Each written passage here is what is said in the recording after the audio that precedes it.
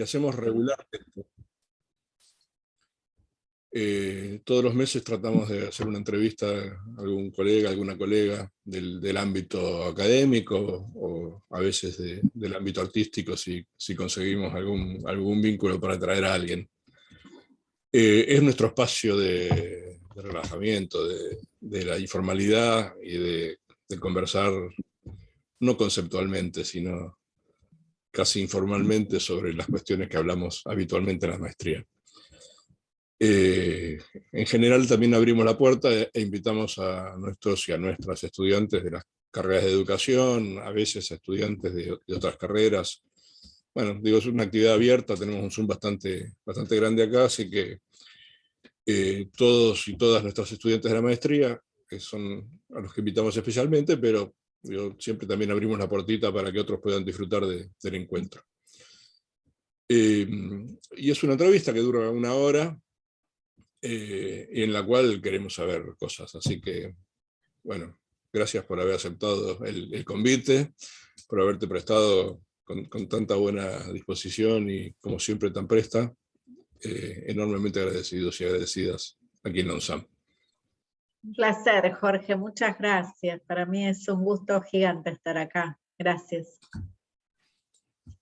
Bueno, en principio, bueno, no necesito presentarte porque por lo menos todas las caras que veo acá te han leído y saben quién sos, y solemos hacer a veces presentación, currículum incluido, cuando presentamos algún texto, así que no voy a abundar en detalles que por ahí aburren también, pero ¿cómo te presento? ¿Con una de las figuras más relevantes de la didáctica o de la tecnología educativa?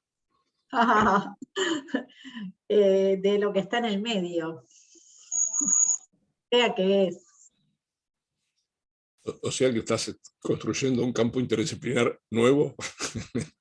Yo creo, a ver, yo empecé dedicándome a la tecnología educativa, porque me formé con la maestra de la tecnología educativa argentina, que fue Edith Litwin, y ella fue, en primer lugar, mi docente de Fundamentos de Tecnología Educativa en la carrera de Ciencias de la Educación de la UBA. Entonces yo cuando la conocí dije, me voy a dedicar a lo que esta mujer se dedica, a lo que sea que se dedique. Y así arranqué mi camino con la tecnología educativa. Después descubrí que Edith se dedicaba también a la educación a distancia, porque en ese momento dirigía el programa UBA 21, el programa de educación a distancia de la Universidad de Buenos Aires, que ella había creado. Cuando terminé mi carrera y empecé a trabajar con ella, y ya pasado el esfuerzo como de recuperación de la vida académica de nuestras universidades a partir de la democracia, empieza el impulso para la creación de posgrados. Y Edith toma el guante muy pronto y dice, esta facultad de Filosofía y Letras, de la cual ella en ese momento era vicedecana, necesita su primera maestría en educación, pero va a ser en didáctica. Y yo dije, ¿por qué va a ser en didáctica? Y me dijo, bueno, porque nosotros tenemos que rearmar el campo de la didáctica con su corazón en las prácticas de la enseñanza, para después poder entender los atravesamientos de las tecnologías. Y ahí es que junto con Alicia Camelioni, con Marta Souto, con Cristina Davini, con Lidia Fernández, con Elisa Lucarelli y con colegas de otras universidades de Argentina y de la región, arma esa primera maestría en didáctica, de la cual soy graduada, que sienta las bases de lo que se llama como un libro que estas mujeres produjeron, Corrientes Didácticas Contemporáneas. Cuando yo hago mi maestría en didáctica, decido tomar un tema del corazón del asunto, ¿no? de un tema completamente didáctico. Y luego, cuando me presento a una beca para hacer mi tesis de doctorado, le digo, bueno, Edith, pero acá tengo que volver a la tecnología educativa. Y me dice, sí, claro, por supuesto. Y allá vamos. Pero cuando termino de construir lo que es el corazón de esta tesis de doctorado, la noción de inclusión genuina, empiezo a advertir que lo que denomino inclusión genuina de la tecnología en las prácticas de la enseñanza tiene que ver con los modos en que se construye el conocimiento. Y eso iba por un camino bastante claro, es en el momento en que las tramas tecnológicas atraviesan las formas en que construimos conocimiento, eso ya no es tecnología educativa, es una didáctica contemporánea, propia de su tiempo, propia de este tiempo en el que nos toca vivir. Y hace ya algunos años empecé a decir, bueno, hay saliendo de las lógicas demarcacionistas en las que no creo, pero hay un juntarse de problemáticas, ¿no? Yo me dedico a las prácticas de la enseñanza, que es el objeto de cualquier didáctica, de cualquier didacta, pero reconociendo los atravesamientos culturales de las tecnologías de la información y la comunicación, propios de este momento de la historia. Una didáctica de este momento de la historia, una didáctica contemporánea. Por supuesto, soy profesora titular de una materia que se llama Educación y Tecnologías, y defiendo el campo de la tecnología educativa. Sin embargo, creo como que nos van quedando algunos temas que son como más típicos. Hoy las discusiones sobre la hibridación, la virtualización, llegan más rápido al campo de la tecnología educativa, a la agenda de la tecnología educativa que a la agenda de la didáctica. Pero eso no quiere decir que no tengan que estar en la agenda de la didáctica. Y allá vamos, en las articulaciones. Vos tenés una postura bastante particular al respecto. Algunas colegas me han dicho, Mariana hace tecnología didáctica o una didáctica tecnológica. En general, cuando nos comunicamos con algunas colegas del área, por ejemplo, de Rueda, ciertamente se notan algunas distancias bastante importantes con tu postura. Porque vos traes, digamos, al ámbito del aula la tecnología y apostás a la construcción del conocimiento desde la tecnología más que con la tecnología. ¿Digo bien? Sí, a ver, no, hay algo que no deja de ser llamativo, ¿no? Porque Rueda, como red que respeto muchísimo, ¿no? Y cuya trayectoria en este momento me parece que vale la pena subrayar, porque para quienes creen que empezamos a hacer educación a distancia ahora, bueno, la historia de Rueda es una historia de décadas. Entonces ahí tenemos algo importante para destacar como parte, como rasgo del acervo de las universidades nacionales y de nuestra historia. Ahora bien, cuando uno piensa en términos del ámbito de la educación a distancia, es el lugar donde más deberían valorarse las construcciones que tienen que ver con las tecnologías en las prácticas de la enseñanza, porque si no, ¿cómo hacemos la educación a distancia a esta altura de la historia? Ahora bien, mi posición es una posición que en muchos sentidos es un poquito, busca construir una tensión. Ejemplo, yo hace muchos años que vengo sosteniendo que la figura del tutor es discutible, o la tutora. Y la figura del tutor y la tutora está en el corazón de ciertas definiciones de educación a distancia. Yo digo, ¿por qué es discutible? Y porque para mí quien construye la propuesta para una práctica de la enseñanza tiene que entender profundamente el contenido, tiene que saber intervenir, tiene que dar cuenta de una visión actualizada, no puede ser el brazo de alguien que sabe todo eso. Entre otras cosas porque si es una persona que no entiende profundamente todas estas cuestiones, termina generando sobre la práctica de la enseñanza efectos que probablemente nadie ni concibió ni buscó. No está mal, digo, pero no genera una propuesta fuerte y coherente.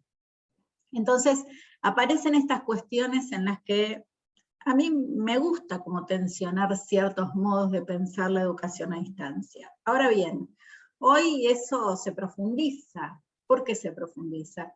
Y porque lo que yo creo que empieza a pasar con la pandemia es que todos de alguna manera empezamos a transitar caminos que los podemos llamar híbridos, mixtos, bimodales, combinados, o qué sé yo, pero que van a formar parte de la discusión tanto de quienes hacen educación a distancia como de quienes no.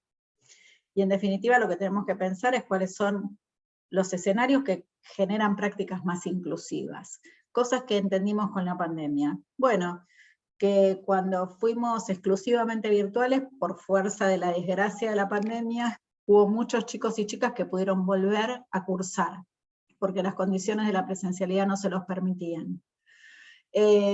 Cuestiones, digo, que tienen que ver con decir, hoy tiene sentido estar en la presencialidad tal como la conocíamos antes de la pandemia. Qué sé yo si tiene sentido. Yo no creo que tenga mucho sentido. Creo que todo eso hay que tensionarlo y que discutirlo. Entonces, bueno, entramos como en un lugar que tiene que ver con interpelar, a ver cómo decirlo, ciertas formas orgánicas de entender los desarrollos de la educación a distancia. Yo nunca estoy en las formas orgánicas, siempre estoy como discutiéndolas. Y bueno, entonces tal vez por eso pasa esto que señalás. Hola Ale de Gatica, un gran abrazo. Hola Mariana, beso enorme. ¿Dirías entonces, Mariana, que post pandemia ir a una clase a mucharse trepándose de la ventana para escuchar a un profe o a una profe dejó de tener sentido? Y sí, la realidad es que no lo digo yo, lo dicen los pibes que están dejando de venir en este cuatrimestre. Digo, no sé si es un fenómeno general, no quisiera generalizar porque estoy trabajando sobre algunos casos que miro más cercanamente, incluido el de mi propia carrera, pero tenemos una caída notoria a la matrícula. Y tenemos me parece que vamos a ver un cuatrimestre de mucha deserción. Es una hipótesis de trabajo. Entonces, sí. Se da por lo menos en la USAM también tenemos una caída, efectivamente. Entonces, por un lado nos está pasando esto, por otro lado están los chicos y las chicas diciendo, che, pero ¿para qué vengo? ¿Para esto? ¿Para que vos te pares y hables de la misma manera que lo podías hacer en un Zoom, o que lo podías hacer mucho más aún en un video, y dejarlo puesto para que cada uno viera? O sea, nosotros hicimos un ejercicio de codiseño con nuestros estudiantes cuando llegaron al primer día de tecnología educativa, este cuatrimestre, cuando volvimos a la presencialidad, el día que volvimos a la presencialidad en el grado, dijimos, bueno, esto es un dato de diseño, no vamos a hacerlo en el aula física, porque hace 2 años que no podemos entrar en el aula física, vamos a salir del aula física, y vamos a dar una señal política de lo que significa este momento. Y nos fuimos con los estudiantes a Parque Chacabuco, que queda a 4 cuadras de mi facultad, e hicimos una suerte de intervención artística que tiene que ver con, les dimos un banquito, modesta como intervención artística, pero no deja de ser no deja de tener algunos rasgos performáticos, les dimos un banquito y un megáfono. Y les dijimos que hablaran, pero no que hablaran en el encierro de nuevo, porque también el aula física tiene su forma de encierro. Que hablaran a viva voz en el espacio público, de lo que les había pasado, de lo que esperaban de este cuatrimestre. Y ahí los pibes decían muy recurrentemente, ¿para qué vamos a venir? O sea, díganos qué sentido tiene venir. Y ojo, que acá había gente que estaba como muy avanzada en la carrera y tenía su experiencia de presencialidad física en la facultad, y gente que estaba llegando a tercer año de la carrera sin haber estado nunca en un aula en Puan. Pero es gente que decía, yo vivo en Escobar, viajo 2 horas para venir y 2 horas para volver. Díganme si vale la pena, que es algo que yo vengo sosteniendo hace rato, ¿no? Experiencias que valgan la pena. Entonces, acá, por un lado, estos datos de la realidad que me parece que hay que mirar, que tienen que ver con retorno, que tienen que ver con si el cuatrimestre, quienes lo empiezan lo terminan, etcétera, etcétera. Otra, escuchar lo que están diciendo nuestros estudiantes, y escuchar que si tenés 2 pibes, 3 pibes, y querés terminar tu carrera universitaria, porque este es tu derecho, capaz no es la mejor versión de tu vida estar cursando de 7 a 11 de la noche en Caballito, ¿sí? Y sumar a esto que la pandemia, de nuevo, con toda su dificultad, enseñó, para mi gusto, a escala, que no necesariamente las cosas tienen que ser de una sola manera. No solo enseñó cómo usar los campos virtuales a un montón de gente que se tomó demasiado tiempo, sino que hay más de un modo de hacer las cosas. Entonces, si vos pudiste durante 2 años decir, no, bueno, lo voy a poner en el campus, voy a hacer un sincrónico, les voy a mandar por WhatsApp, no digo que sea fácil, ni digo que sea menos trabajo, digo, es posible. ¿Por qué hoy habría solo un camino, que es meter 100 pibes en un aula, sentados en sillas fijas, de la misma hora a la misma hora, sabiendo que hay una tensión que se juega todo el tiempo, que es el que te dice, no, perdón, yo no puedo llegar, salgo del colegio a las 5, perdón, profe, me tengo que ir, perdón, me siento mal, perdón. O sea, no puede ser que eso sea el aula. No es bueno para la experiencia educativa. Además de toda la gente que se está sintiendo mal, porque tenemos situaciones que son muy complejas, que son también un emergente de lo mal que la pasamos en la pandemia. Yo no recuerdo haber tenido tantas situaciones, todas las clases donde hay un chico o una chica que se siente mal, que se descompone, que llora, que... A ver, digo, está bien que uno puede hacer de cuenta que nada de esto pasa. No es mi modo de entender la práctica de la enseñanza. ¿Sí? El otro día yo decía que era mejor estar afuera del aula viendo quién entraba y quién salía, y qué le pasaba, que estar adentro. Sí, total que adentro las cosas estaban funcionando porque estaban produciendo, y pasándola bárbaro. Entonces me parece que se están moviendo muchas cosas, Jorge. Ahora, el aula abarrotada de gente, con un docente que repite por cuatrimestre número 8, lo mismo que dice un libro que fue publicado en 2004, por ser generosa, eso ya era anacrónico antes de que la pandemia empezara. Pues es que la pandemia lo evidenció y mostró como la colectora para eso, ¿verdad? La pandemia puso blanco sobre negro muchas cosas, con todo su dolor, no es que uno le va a agradecer a la pandemia, con mucho dolor, pero sí puso blanco. La primera es que el derecho a la inclusión digital también tenemos que garantizarlo en el nivel superior, y que no necesariamente está garantizado. Esa me parece que es un tema para poner sobre la mesa. Tuvimos estudiantes con muchísimas dificultades para conectarse, en todas las universidades nacionales, con los créditos que se agotaban el día 7 del mes, con celulares que se saturaban y no tenían memoria, bueno, todas las cosas que sabemos que pasaron. Esa es una, y esa hay que trabajarla muchísimo. Otra que a la hora de virtualizar, lo más fácil de virtualizar es el modelo clásico, no importa nuestra gran historia con la educación a distancia. O sea, cuando uno mira lo que pasó sobre todo en 2020, lo que primó fue el esfuerzo por poner a disposición materiales. Yo en un momento dije, dejen de revolear, dejemos de revolear cosas, dejemos de revolear PDFs. No quiere decir que no haya gente que lo hizo distinto, sí, hubo gente que lo hizo distinto, muy poca. Lo subo, lo bajo, lo pudiste bajar, me lo pasás, y lo bajaste, está en el campus, mándamelo por WhatsApp. O sea, la jerga de 2020 nos es conocida. Ahora, eso habla de un modelo de transmisión, donde si las cosas se pueden subir y bajar, y con eso alcanza, está apalancado sobre saber construido antes, y que está un poco como puesto para ser replicado, qué sé yo, ilustrado, pero no mucho más que eso. Y después el revoleo. Sí, después en la segunda parte del año, 2020, cuando empezó como a entenderse en qué casos se podían hacer sincrónicos, entonces vino el furor de los sincrónicos. Pero en el furor de los sincrónicos aparecía de nuevo la figura central del docente hablando, ¿no? Y ahí, no, bueno, la gente no sabemos si está conectada, no está conectada, y bueno, ¿y para qué ¿para qué va a tener la cámara prendida si no tiene nada para hacer?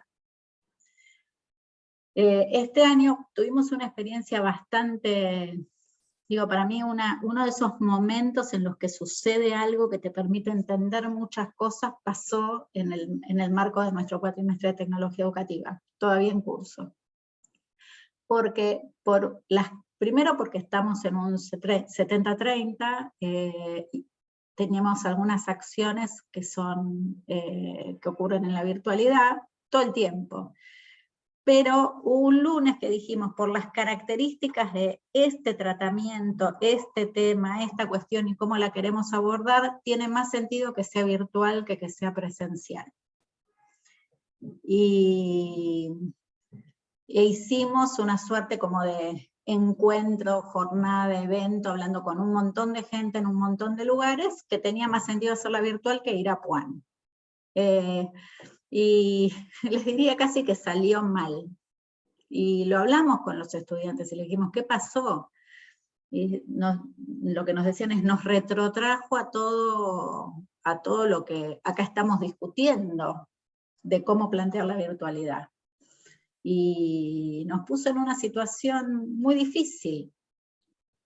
No pudimos entender que tenía sentido, porque era una jornada, porque había gente de diferentes provincias. Les cayó mal. Era una materia de tecnología educativa, y yo digo, se convierte casi que en un caso dilemático, ¿no? Para un interesante análisis, y lo estamos trabajando un montón con el equipo y con los estudiantes, diciendo, bueno, ¿qué nos pasa con esto? ¿Qué nos pasa con esa idea que nos quedó de lo que la virtualidad es? Cuando en realidad todo lo que la virtualidad puede ser, está por verse. Está por verse. Te voy a hacer tres preguntas en cadena. Dale. Saliendo un poco de la pandemia especialmente, y hablando más del uso de las tecnologías en el aula. ¿Para qué tendríamos que incluir tecnologías en el aula? Bueno, porque así construimos conocimiento. Porque así están en este momento dándose los debates en los campos disciplinares, porque cuando uno diseña, la única manera en la que puede diseñar es con software de diseño, y después vienen, ¿no?, los adalides de la mano del boceto a mano alzada. Sí, por supuesto, está genial y puede ser un momento de inspiración, pero vos vas a laburar y tenés que saber usar AutoCAD o lo que sea, ¿no?, en su versión. Porque cuando escribís hoy en formas que están totalmente atravesadas por las tecnologías y por las soluciones tecnológicas, cuando discutís, cuando estás en las redes, cuando documentás haciendo investigación, cuando construís hipótesis sobre la base del trabajo con simuladores en las ciencias duras, qué sé yo, porque pico y pala, digo, exclusivamente pico y pala, queda en muy pocos lugares de la construcción del conocimiento. Y no quiere decir que no quede, pero quiere decir que en nuestra vida cotidiana, en cualquiera de los campos disciplinares que están desplegados en la enseñanza superior, las formas que tienen que ver con la construcción del conocimiento desde una perspectiva investigativa, pero también desde una perspectiva de campo profesional, también desde una perspectiva, les diría, de debate y análisis crítico, desde una perspectiva de participación política, desde una perspectiva de militancia social, todas, desde el punto de vista que quieras ponerlo, están atravesadas por las tecnologías. Entonces, ¿qué sería enseñar sin tecnología? Bueno, enseñar lo que eran los campos de conocimiento el siglo pasado, qué sé yo. Ahí me parece muy interesante la línea de análisis que viene haciendo Alessandro Barico, que, bueno, conocemos por sus novelas maravillosas, pero también es un importante analista para mí de la cultura contemporánea. Él había escrito un libro interesante, Los Bárbaros, que nosotros usamos bastante, pero justo antes de la pandemia publicó The Game, que tiene también ese título en la versión en español. Y Barico dice, lo que vivimos es una revolución mental, antes de la pandemia. Lo que vivimos es una revolución mental donde La realidad dejó de ser lo que era en el momento en el que dejamos de jugar al metegol y empezamos a jugar Space Invaders. Y se cambió la configuración del sujeto, y empezó a ser hombre, mujer, teclado, pantalla. Y después volvió a cambiar cuando le sacaron la pantalla a la ecuación y nos quedó esto, que para Barico es esta pantalla es la entrada al ultramundo, y la entrada al ultramundo es como la entrada a todo, a la postexperiencia, que además es lúdica, ¿no? Con las aplicaciones que tienen los celulares inteligentes. Ese es el juego. Ahora Barico dice, en el juego la realidad tiene un motor físico y un motor virtual, y todo eso al mismo tiempo es la realidad. No hay tal cosa como una realidad exclusivamente física. Y ahí, por supuesto, era obvio que iba a pasar, nos pega a los docentes, no solo a los docentes, se dice, no entienden la revolución, les está tomando mucho tiempo entender la revolución mental. Juegan un partido que ya está detenido. Y después de la pandemia, Barico publicó un libro que se llama, un librito muy pequeñito que se llama Lo que estábamos buscando. Y dice de alguna manera que la pandemia es lo que estábamos buscando, vinculado con esa suerte de revolución mental, crisis ambiental, etcétera, etcétera. Pero sostiene, mandamos a enfrentar la pandemia a maestros de ajedrez, que no entendían la revolución mental. Habla de los campos disciplinares y habla muy centralmente de las ciencias de la salud. Y uno dice, no, bueno, pero mirá todo lo que se logró. Ya. Llevamos 2 años de pandemia, ¿sí? 6 millones de muertos, no nos fue tan bien. Y ahí me parecen muy contundentes las posiciones, por ejemplo, de Rita Segato, que dice, la pandemia pega en el corazón de nuestra certeza moderna, hay que reconocer que no sabemos. O Alicia de Alba, digo, si hay alguien que tiene autoridad para hablar sobre lo curricular es Alicia de Alba. Alicia de Alba salió a decir, digo, está publicado en un libro, una compilación que sacó el ISUE de la UNAM, hay que empezar a pensar una nueva articulación educativa con otros temas, que le dé entrada a temas que tienen que ver con el cuidado, que tienen que ver con la paz, que tienen que ver con la justicia social, que tienen que ver con la perspectiva de género, en un mundo donde se acabaron esas certidumbres que creíamos que había. Y dice, y esto es un proyecto para los sobrevivientes de COVID-19. Eso escribe Alicia de Alba. Y yo creo que acá hay algo súper fuerte como posición respecto al conocimiento. Entonces, para mí, habida cuenta de todo esto, de nuevo, por eso el problema termina siendo didáctico, Jorge, mal que me pese. porque refiere al carácter de las prácticas de la enseñanza y cómo encaran la forma de conocimiento de las que te toca ser parte en un momento de la historia. Y acá, de nuevo, vuelvo al problema del modelo hegemónico, explicativo, aplicativo, verificativo. Ese modelo, que ya debería con la pandemia haber terminado de estallar, pero resiste, siempre resiste, no permite ver las aulas como lugares de comprensión de la construcción del conocimiento de esta manera. Y a mí me parece que ahí, desde las universidades y desde una perspectiva bien, diría de política curricular, pero también de práctica de la enseñanza, nosotros tenemos que empezar a lograr que eso que parece dado, que es el conocimiento original las universidades lo construyen, pero la construyen en los institutos de investigación, sea también parte de lo que sucede en las aulas. O sea, que la enseñanza sea la enseñanza donde se pone en juego como posibilidad la construcción de conocimiento original. Y de nuevo, ¿por qué? Porque todo lo que sabemos está crujiendo. Vamos para ahí ahora. Y entonces, nosotras docentes, ¿cómo hacemos para incorporar tecnologías en el aula? No es solo una cuestión de un sincrónico, no es solo una cuestión de revoleo, como decías. ¿Qué nos sugerís?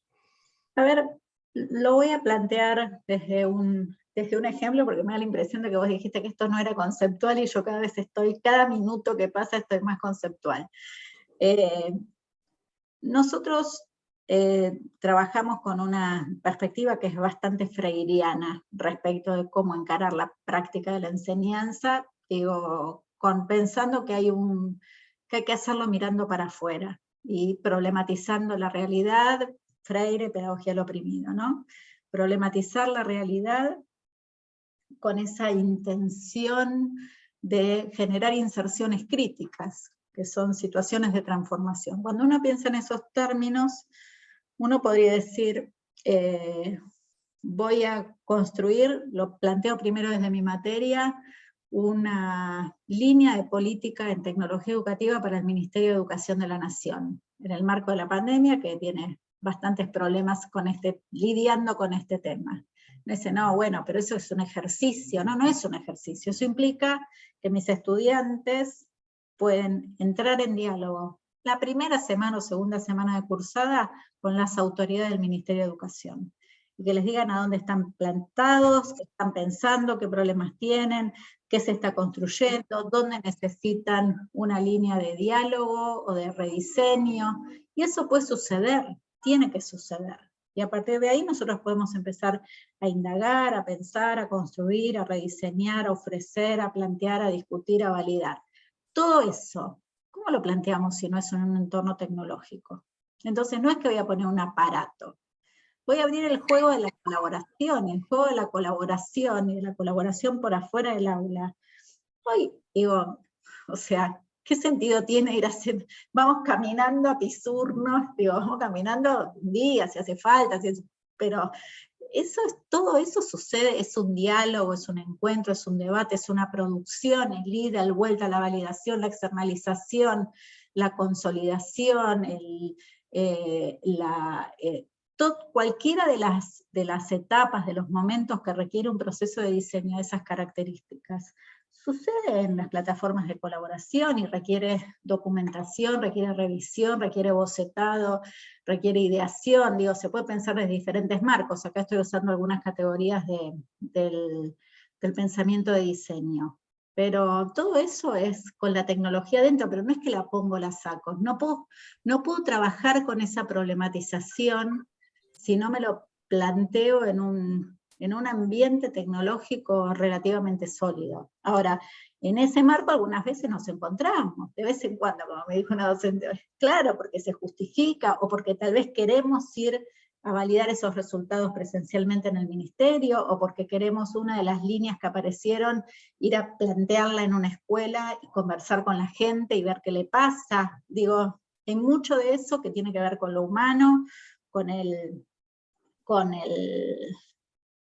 encarnarse en gente real, que a veces va a requerir la materialidad de los edificios físicos, y está bien. Ahora, todo eso funciona como un ensamble, donde yo no me pregunto si pongo la tecnología o si la saco. Es como la tecnología como condición de posibilidad, si no fuera en esa trama en la que se trabaja en tantos niveles y con tantas voces, que es profundamente polifónica, no podría llevar adelante ese tipo de apuestas. Vos decís que las series, las películas, los juegos tienen que incorporarse. Sí, los museos, parto por los museos, ¿no? Porque están pasando cosas muy interesantes, por lo menos en la ciudad de Buenos Aires en este momento.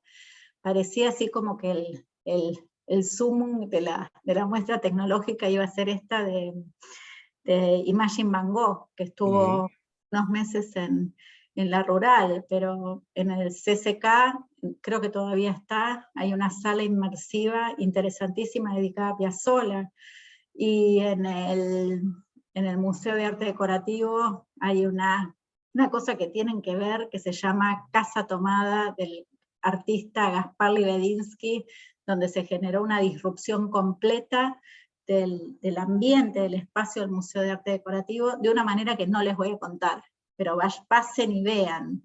Y ahora hay una suerte de espectáculo muy interesante que se llama Real Self, que es un espectáculo donde uno puede participar de una manera que tampoco quiero spoilear, pero es básicamente con una máscara, y eso genera una situación de inmersión colectiva que tiene un montón de sentidos raros, y acaba de terminar Nabucco en el Colón, que fue una muestra totalmente disruptiva desde el punto de vista de cómo fue concebida. Entonces, no es que uno tenga que, además del disfrute que puede generar participar de cualquiera de estos espectáculos, lo que nos dice esto es que hay todo un fenómeno artístico en torno de lo que son los museos y las expresiones artísticas en la esfera de lo público que mutaron.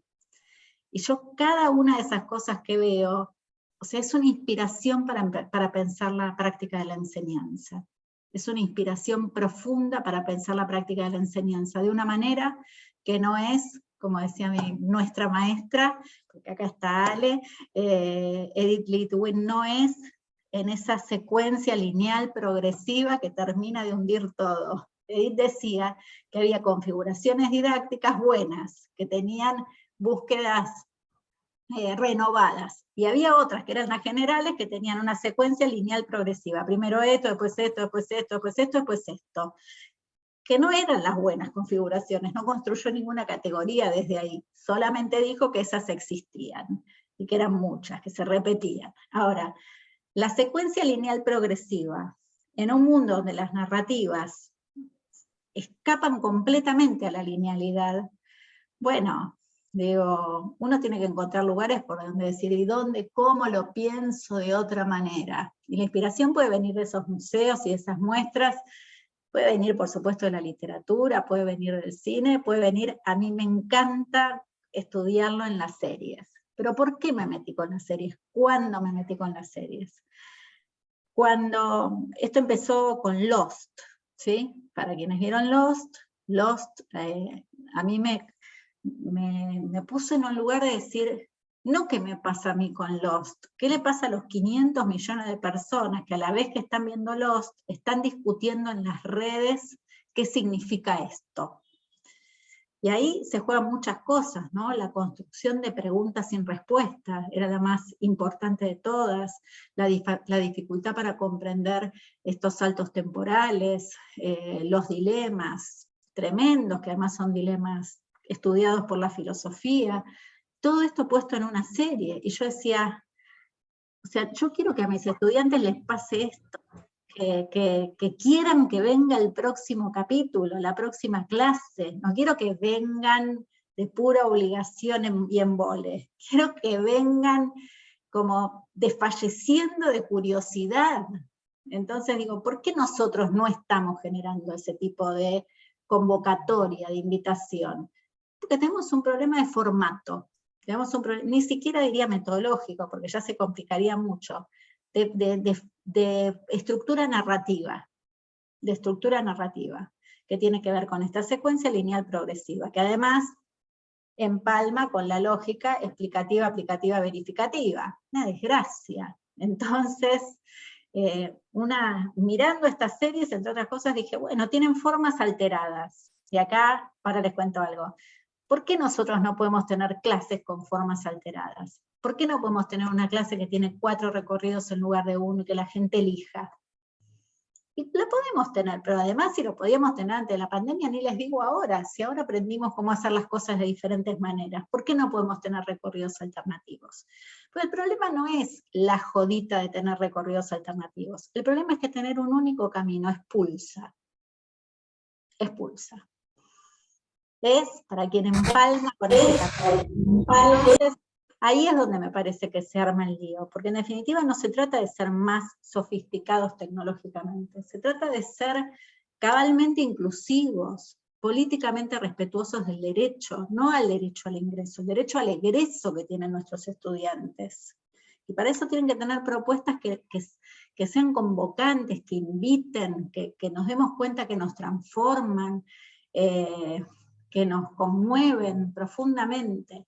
Cuando con este tema, como estoy muy entregada a esta cuestión, que ven con el entusiasmo que la cuento, en la maestría que dirijo, en la maestría en tecnología educativa, trabajé mucho para que la comisión de maestría,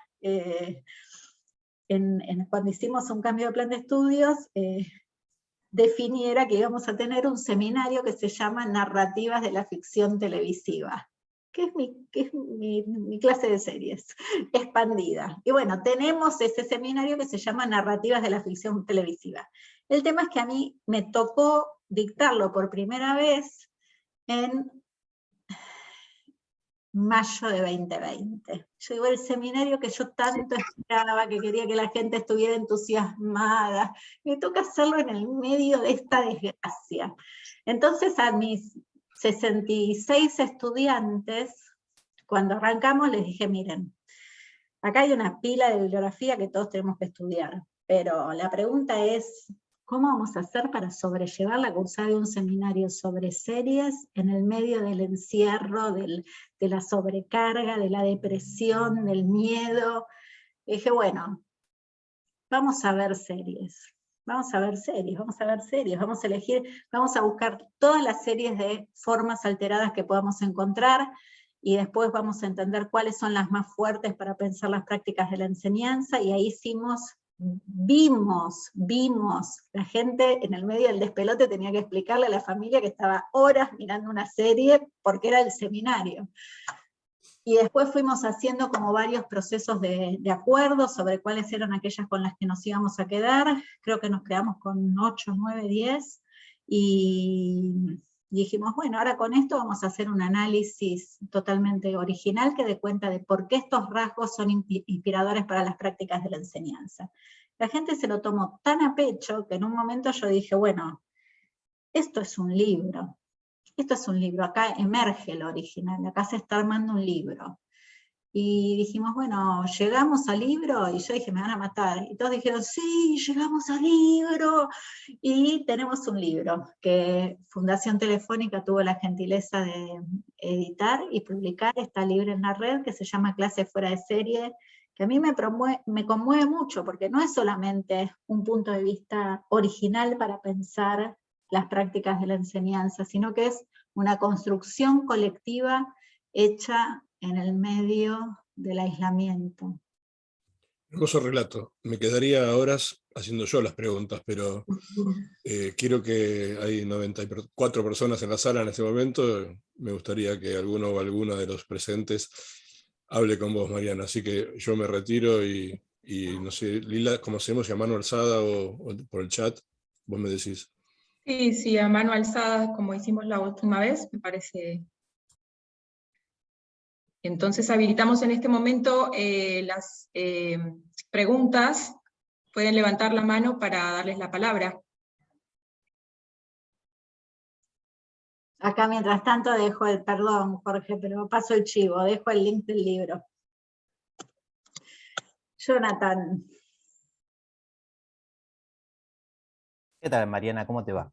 Hola, Qué Jonathan. placer volver a escucharte. Ya he tenido la oportunidad de escucharte previamente y la verdad, magnífico, y agradecerte, por supuesto, el tiempo para compartir acá con nosotros. Recién, a medida que ibas contando esta postura, decía, wow, qué interesante pensarlo por ese lado.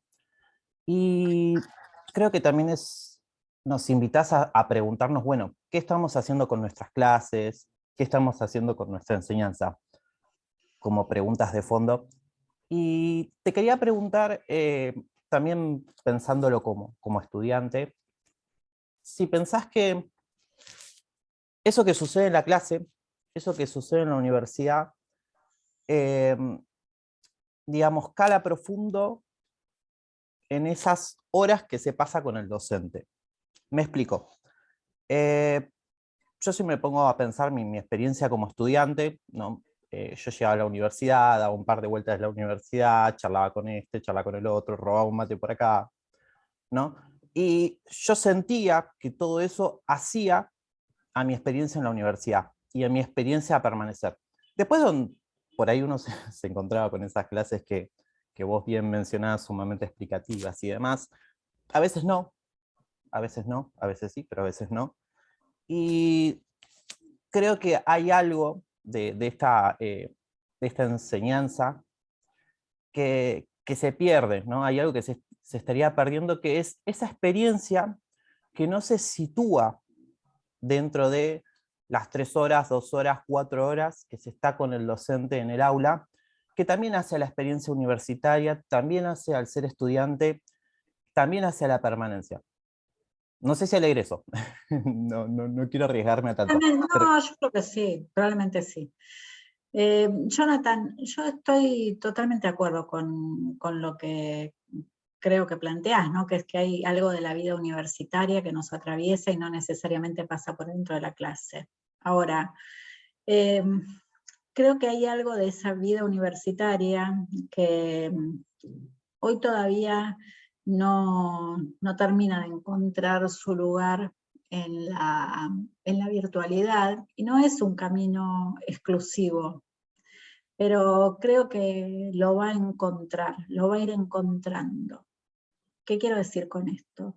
Creo que nuestra vida tiende a ser mucho más híbrida, y creo que hay formas de la vida universitaria que todavía resisten siendo exclusivamente físicas, incluidas las de la participación política, pero que van a ir alterándose, ¿no? Yo trabajé en muchas ocasiones juntándome con las agrupaciones estudiantiles que me dicen, donde yo les digo, dejen de pintar esos carteles, por favor, les pido, que esto es una práctica del siglo pasado, y ellas me dicen, no tenemos tan claro cómo ir a hacer esta forma de la militancia en la virtualidad, y cómo hacemos, cómo ganamos ahí. No tiene nada que ver con lo que sabemos hacer. Entonces me parece que empieza como a emerger esto. Creo, Jonathan, de nuevo, que la experiencia tiende a ser, como dice Barico, post-experiencia. Y así como aprendimos en algunos casos a comprar virtualmente, por decir algo, o asistir a recitales virtualmente, digo, creo que se tiende como a expandir las formas de la vida universitaria en otro ámbito. Ahora, también mucho depende del diseño de las propuestas, porque yo creo que hay algo de esa vida cotidiana de los pasillos, que me encanta, me encanta, soy puaner, me encanta, que está perdiendo fuerza. Tengo la sensación de que está perdiendo fuerza. Y entonces eso mismo va a hacer que las propuestas que generamos desde las políticas universitarias, desde las universidades como instituciones, tengan que ofrecer más riqueza a ese lugar del pasillo. Yo tengo la maestría que dirijo es a distancia, por definición, es a distancia, pero tiene un diseño en el que la gente se encuentra, convive, discute, en la distancia, pero con muchísima intensidad. Entonces, cuando finalmente se encuentran en el único seminario presencial que dura una semana, es como si fueran parientes, es como si fueran parientes. Hubo algo de la vida que se pudo alentar desde propuestas pedagógicas distintas. Y me parece que ahí es donde empieza a tejerse como un nuevo balance, ¿no? Que no está construido, Jonathan. Yo digo, estoy de acuerdo con lo que planteas, pero me parece que tiende a mutar, a mí. Me interesa mucho, mucho el planteo de Franco Berardi, de Bifo, respecto de lo que pasó en la pandemia, ¿no? Y él dice la pandemia es una mutación, no es una pandemia, es una mutación, es un cambio histórico, de esos que cambian la subjetividad, con alcances que todavía no terminamos de entender, y que son del orden de lo inconsciente, ¿no? Ahora acaba de salir un libro nuevo de él en caja negra que se llama El tercer inconsciente. Entonces, me parece que lo que podríamos afirmar sobre la vida en el pasillo también tiende como a ser resignificado o interpelado en el marco de esta mutación. Y no tengo tan claro para dónde va. En todo caso, me gustaría poder construir desde las universidades propuestas que miren con tanta fuerza el fenómeno pedagógico, que avancen sobre las horas de clase, voy a decir una barbaridad, pero como que expandan las horas de clase, que expandan las horas de experiencia pedagógica, y donde lo que sucede en el ámbito más informal también sea rico por efecto de esa misma propuesta. Medio rara, pero difícil la pregunta, Jonathan. Gracias. Gracias a vos.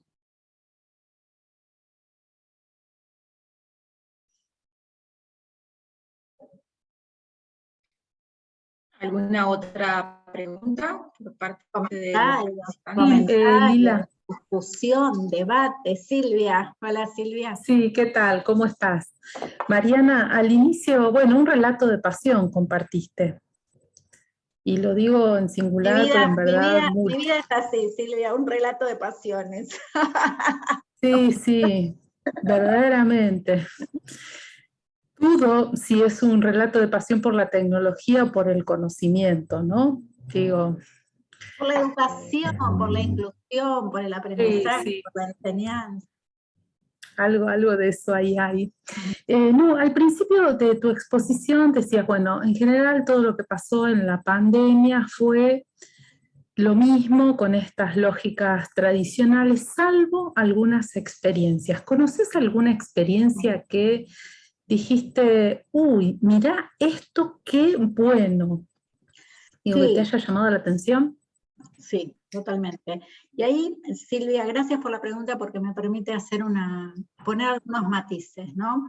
Yo creo cuando miro el año 2020, y de hecho trabajé sobre esto y publiqué algunos artículos, hay una primera recurrencia fuerte que tiene que ver con la puesta a disposición, una segunda recurrencia fuerte que tiene que ver con los encuentros sincrónicos. Sin embargo, en 2021, que tuvo ya otro cariz, porque en algunas universidades empezaron a aparecer los encuentros presenciales, o hubo más intermitencia, se intentó y se cerró, o parcialmente se habilitó y después se generalizó y después se volvió a cerrar. En ese cóctel del año 2021, para mí es donde aparecen las experiencias más interesantes. Y además, porque ya estaba como lo vivido en el 2020, ¿no? Como aprendizaje. Ahí es interesante, es de otro nivel, pero no por eso menos interesante. Una directora de nivel medio me dijo, bueno, lo que pasa es que nosotros pensamos la virtualidad para 15 días, no pensamos que era para 1 año y medio o para 2 años. Me parece que hay algo de eso, de lo que fue como consolidándose y amasándose. Las experiencias más interesantes de lo que estuve siguiendo se dieron, para mi gusto, yo no lo hubiera podido anticipar en el ámbito de la arquitectura, el diseño, el urbanismo, ¿no? Estuve siguiendo las cosas que hacen algunas materias, por ejemplo, en la Facultad de Arquitectura de la UBA, y sobre todo desde las expresiones de las materias en Instagram, y claramente pasaron cosas fabulosas. Por ejemplo, que salieron de la fase del maquetado, enchinchado, empezaron a hacer diseño en serio, virtual, hecho público, puesto a disposición de las comunidades, mostrando el proceso, con gente que puede dialogar con los procesos que están haciendo los estudiantes. Eso me pareció fabuloso. Y además, por cuestiones que tienen que ver con el diseño, usaron plataformas de colaboración que tienen una sutileza bastante más interesante que las de los campus virtuales, como por ejemplo Miró, donde uno puede ver cómo fluye la colaboración.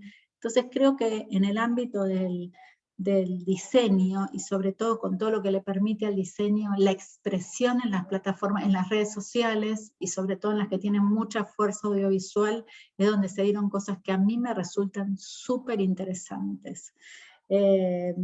Creo que por ahí se empezó a generar algo potente. Tengo un tesista, Mauro Suárez Torrico, que acaba de presentar su tesis de maestría en docencia universitaria, está a la espera de defensa, cuyo objeto de análisis es el taller en la Facultad de Arquitectura. No hay nada más, ¿cómo decirles? Es como el corazón del asunto. La gente dice, no, porque en el taller sucede todo lo que uno espera, parece, de la formación en el ámbito de esa facultad. No hubo más taller presencial, no había mesa, no había, y entonces ahí hubo que construir toda otra cosa. Y eso me parece uno de los fenómenos, desde mi punto de vista, más interesantes para analizar. Se permitieron cambiar. Muchas gracias. Decirlo sintéticamente, se permitieron cambiar. Permitieron cambiar. Muchas gracias. Silvia.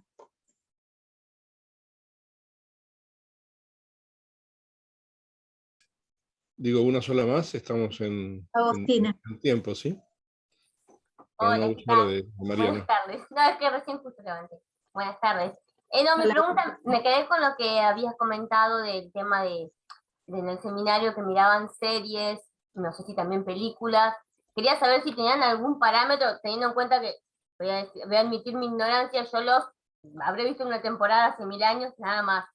Quería saber si tenían algún parámetro para decir, miramos esta serie, miramos o miramos esta, y cuál era ese parámetro. Sí, miramos las que tenían formas alteradas. Se nos colaron igual algunas. Se nos coló básicamente los Simpsons. De a mí, de las que no hubiera dejado colarse, hay 2 o 3 que no tienen una marca tan fuerte de las formas alteradas, pero que tenían justificación para estar. Una es Mad Men, que para mí igual es interesantísima porque reconstruye todo un clima de época, pero después eran las que no tenían relatos lineales, y lo no lineal podía pasar por alteraciones en el tiempo o por otro tipo de alteraciones. Entonces fuimos a buscar esas, y nos quedamos con, no con Lost, no con las más analizadas, sino con las más contemporáneas. Nos quedamos con Westworld, con Tales from the Loop, con Montaña Rusa, con Dark, por supuesto, que es un caso para mí interesantísimo para analizar, y todas series que además en los desafíos cognitivos que provocan, generan mucho movimiento en las redes. Dark es un caso perfecto, ¿no? De decir, es imposible entenderla si uno está mirándola en soledad. Y si no, va y viene, y no discute, y no mira, y no va a buscar, y no ve las reinterpretaciones, y no mira, ¿cómo se llama? Te lo resumo así nomás. O sea, es una serie que en su complejidad cognitiva, que tiene que ver con los saltos en el tiempo, requiere estar interactuando con otros para poder entender. Y entonces es como, para mí, casi como el caso perfecto. Entonces, también tomamos Sense8, y hubo algunas que entraron más por lo temático, que tiene que ver con las distopías, como por ejemplo Years and Years, que es bien interesante para pensar lo que viene. Hoy hubiera puesto, ¿cómo se llama? A ver si me ayudan.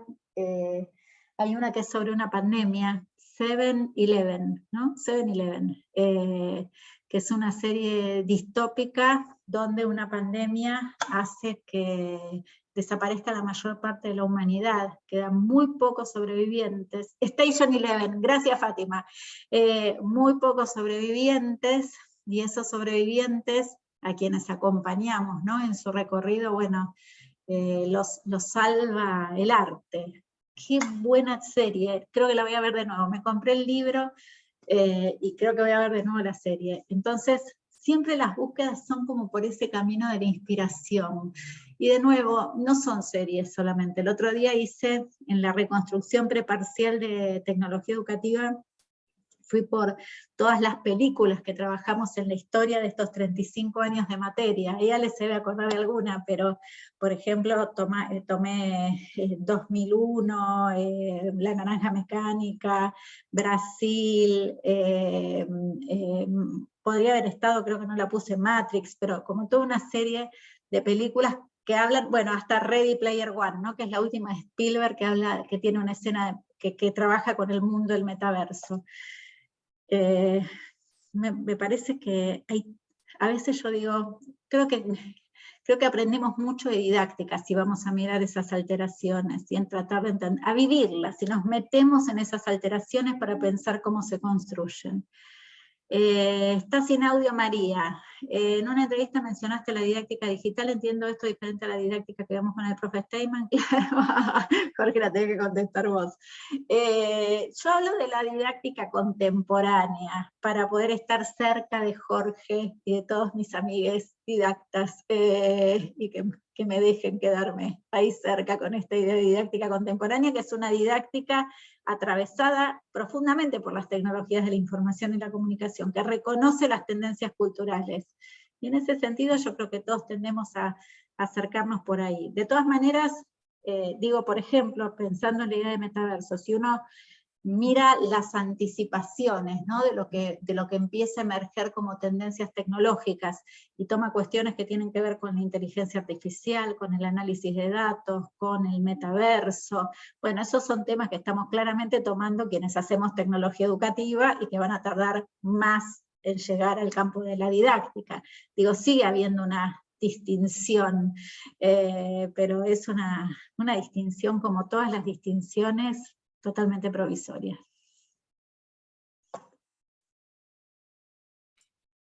Ale, ¿qué dice? Antes de que cortemos, Ale, ¿qué dice? Ale de Gatica, ¿Puedo? ¿sabías que es nuestra secretaria académica de la Universidad de San Martín? Por supuesto. Así que pobre, está de acá para allá todo el tiempo. Los avatares de la gestión. Mucho placer también. Sé que estamos muy sobre la hora, Jorge, pero capaz sí aportar, comentar algo que me surgía con el tema que fue la pregunta de las series, y Mariana empezó, bueno, empecemos por los museos, pasamos museos a las series, a las películas, y ahí también me vino el libro de Brunner cuando decía la educación, puertas de la cultura, ¿no? Entonces, digo, a veces siento que en el campo de la didáctica construimos una fortaleza en donde pensar que si no está dentro del entramado de la cultura, no estamos haciendo didáctica, no estamos haciendo educación. O sea, sentimos que la inmersión adentro de la cultura, estamos hablando de didáctica porque si la didáctica se ocupa de un objeto que es la enseñanza, y la enseñanza ¿qué es? Sino es favorecer construcción de conocimiento. Y ahí me lleva a unas preocupaciones más mías, más de la sociología del conocimiento, que siento que esas resistencias o esas cuestiones de construir los campos con algunas fronteras muy fuertes, es que hay todavía disputa de qué es ese conocimiento, y que si ese conocimiento no se construye desde una lógica determinada, no tiene legitimidad para llamarse conocimiento.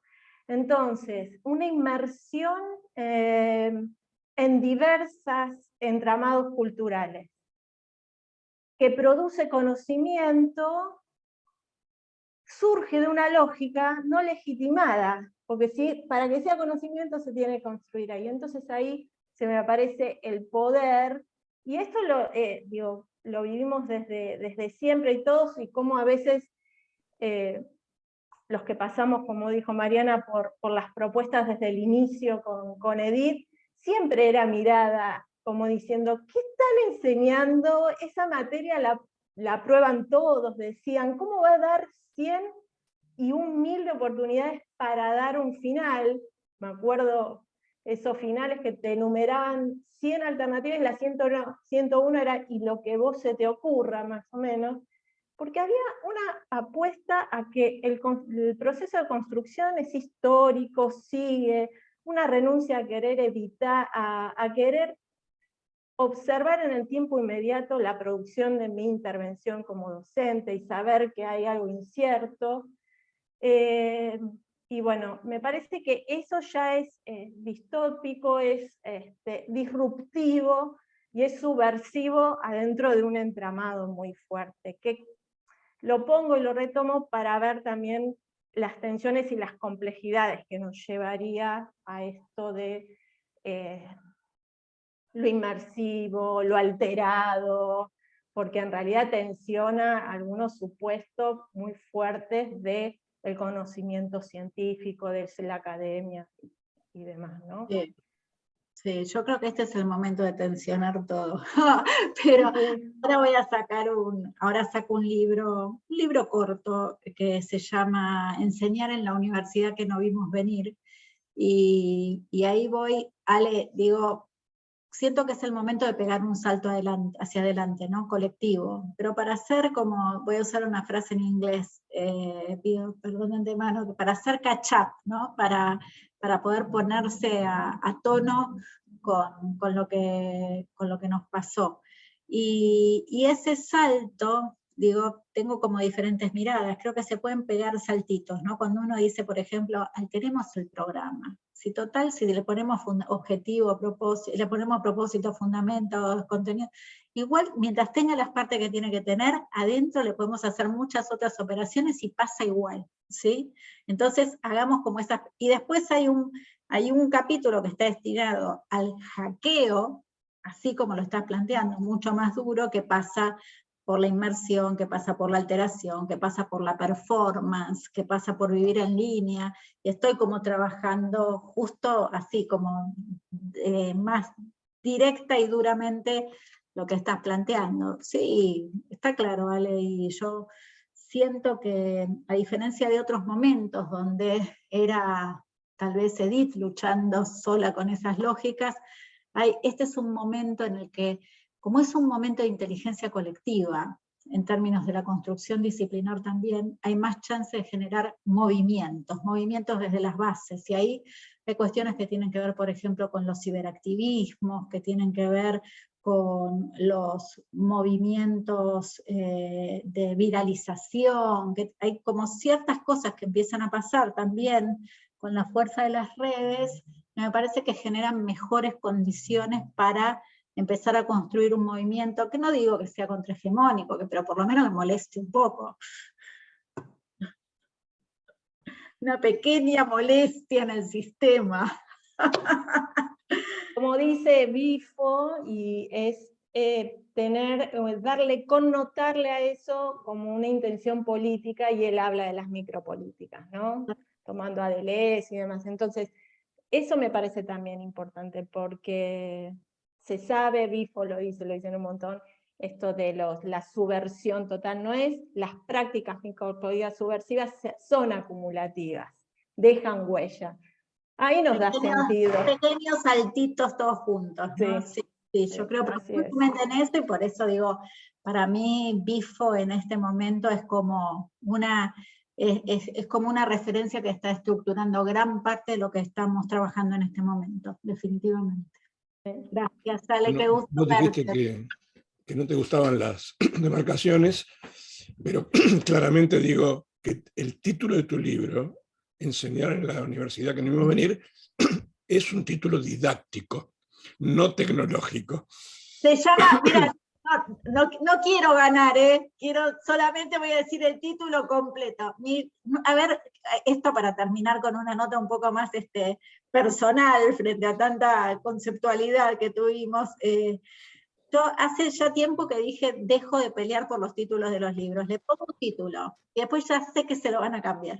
Listo, ya está, ya asumí. En un momento peleé mucho con reinventar la clase en la universidad, armé un despelote y perdí, se llama Reinventar la clase en la universidad, como dijeron mis editores, y ahora le puse el salto hacia adelante, con esta idea que estoy planteando, enseñar en la universidad que no vimos venir. Y para compensar mi dualidad, el editor decidió ponerle híbrida, enseñar en la universidad que no vimos venir. O sea que tengo un poquito de todo.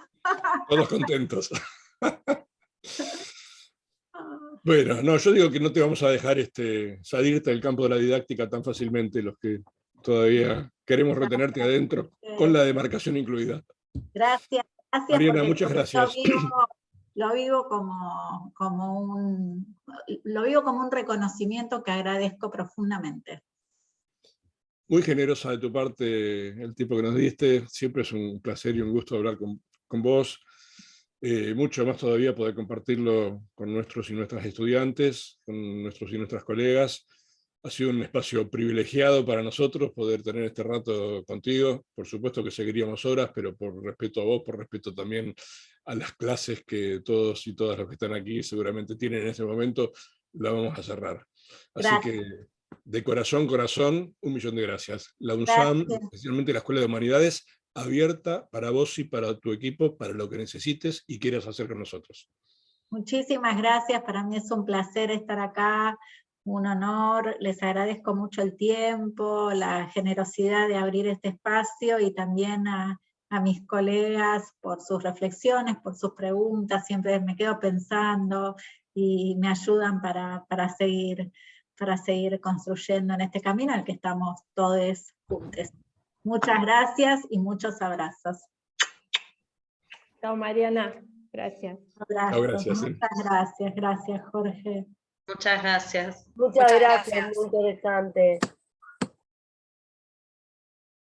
Muchas gracias por todo. Gracias a todos, gracias Mariana. Simplemente aviso, la gente de Didáctica 1 nos quedamos en este Zoom, ¿sí? Simplemente para si se van retirando todos, la gente que teníamos clase ahora de Didáctica 1 nos quedamos acá. Muchas gracias por todo. ¿La clase grabada se sube a algún lugar? ¿Esta charla? ¿Se sube la charla esta que tuvimos a algún lugar?